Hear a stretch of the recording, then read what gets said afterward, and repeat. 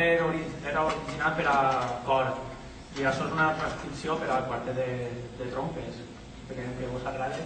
I després la següent obra que tocarem és Amanèixer, que he parlat amb el compositor però m'ha dit que no ha pogut vindre i agradaria escoltar-la, però no ha pogut vindre.